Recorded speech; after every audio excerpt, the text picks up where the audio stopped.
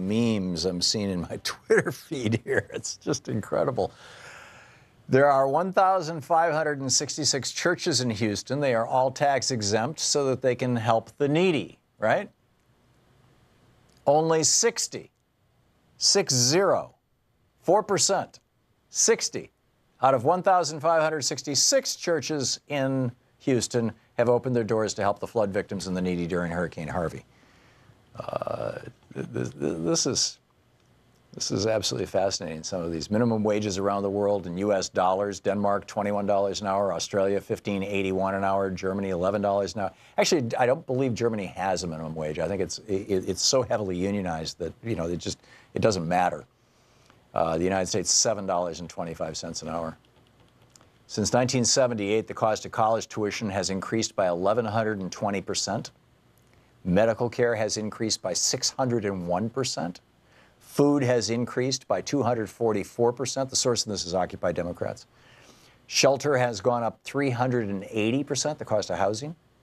That's since 1978. Meanwhile, just before Reagan, the pay of typical workers went up just by 10%. Minimum wage workers, their pay actually fell by 5.5%.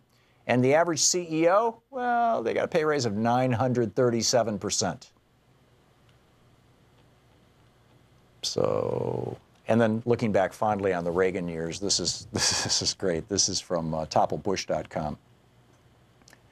Looking back fondly on the Reagan years, Iran-Contra scandal, 14 convictions, decisions being made by Nancy's astrologer, who I actually happen to know. It's a long story anyway.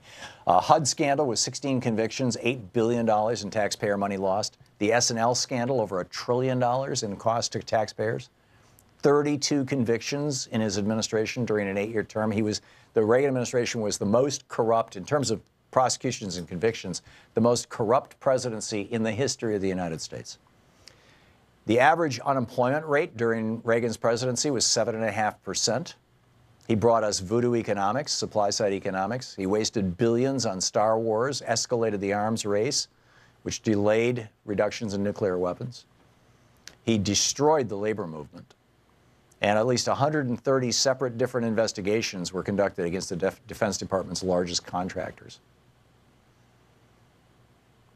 This is such a hoot, you know. Hello, America. I'm Ronald Reagan, a Republican Tea Party legend. I was caught supplying weapons to our murderous regimes twice. I caved into the demands of terrorists twice. I provided the funding to create the terrorist organization that would later be known as Al-Qaeda. I supported the racist apartheid in South Africa. 138 members of my administration were investigated, indicted, or convicted of crimes. I tripled the national debt in only 8 years. I robbed the Social Security Trust Fund to pay for budget shortfalls. Thank you for voting Republican. That also from Occupy Democrats.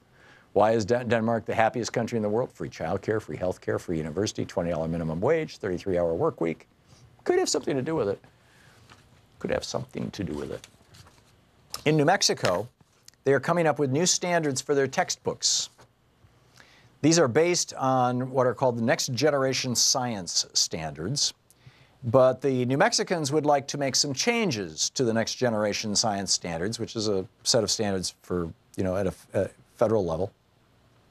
And 60 scientists associated with Los Alamos National Laboratories are really fried about this. They took out a full-page ad in the Santa Fe paper of record, the New Mexican.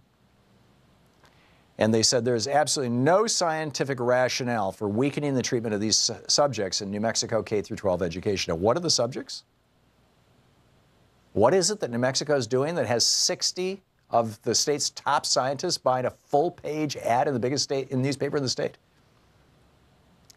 Well, every place where there are standards in government documents that refer to global temperatures, the words rise or change have been replaced with the word fluctuations. No more talk about climate change, no more talk about temperature rise or global climate rise. It's all fluctuations, number one. Number two, where in the science texts it points out that the Earth's rocks have been dated, the Earth itself has been dated to an age of around 5 billion years, 4.6 billion to be precise.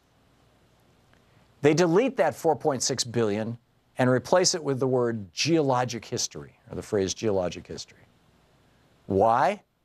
Because there may be some bizarre cultists out there who believe the world is only 6,000 years old, and the Republicans want to pander to them. And finally, a standard dealing with the process of evolution. This is from Stephen Sawchuk over at, I believe this is the Education's weekly blog, Curriculum Matters. So I don't have a, oh, yeah, this is Curriculum Matters is the name of this source. Okay. So a standard dealing with the process of evolution deletes that word entirely. The word evolution has been, or they're proposing to remove the word evolution entirely from the textbooks of New Mexico students.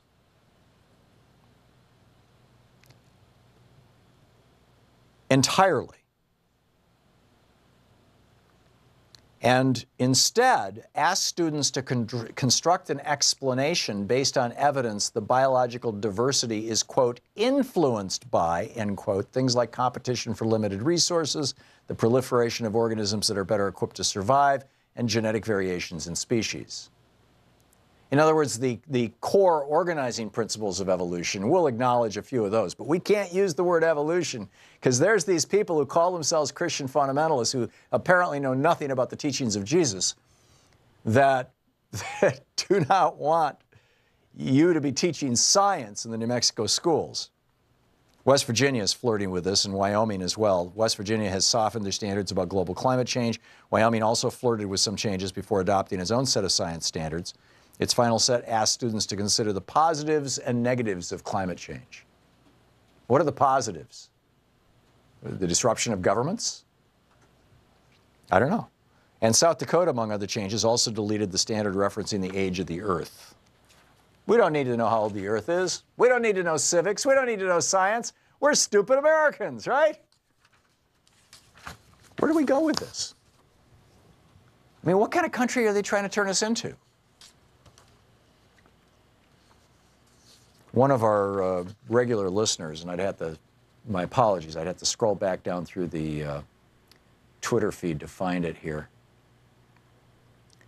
And yeah, I'm not finding it quickly, but anyhow, she tweeted the principles of Catholic social teaching. This is from a Catholic website. And at Catholic Charities, as Catholic Charities agencies, we serve all who come to our doors for aid, not because they're Catholic, but because we are. Our mission is rooted in the 7 principles of Catholic social teaching listed below. Life and the dignity of the human person, call to family, community, and participation, rights and responsibilities, option for the poor and vulnerable, and then the issue that I was debating with Julio. The dignity of work and the rights of workers. The economy, now keep in mind, this is Catholic teachings. This is the official Catholic doctrine. The economy must serve people, not the other way around. It's the first sentence. Remember my question to Julio, why do we have an economy? We, the people, the government of the United States, we the people, we created an economy. Why? To serve the people. Not to serve the billionaires, not to serve the corporate overlords, not to serve the big television networks. It's to serve we the people. So Catholic teachings, the economy must serve the people, not the other way around. Work is more than a way to make a living, is a form of continuing participation in God's creation. If the dignity of work is to be protected, then the basic rights of workers must be respected. The right to productive work, to decent and fair wages, to joining unions, to private property and economic initiative.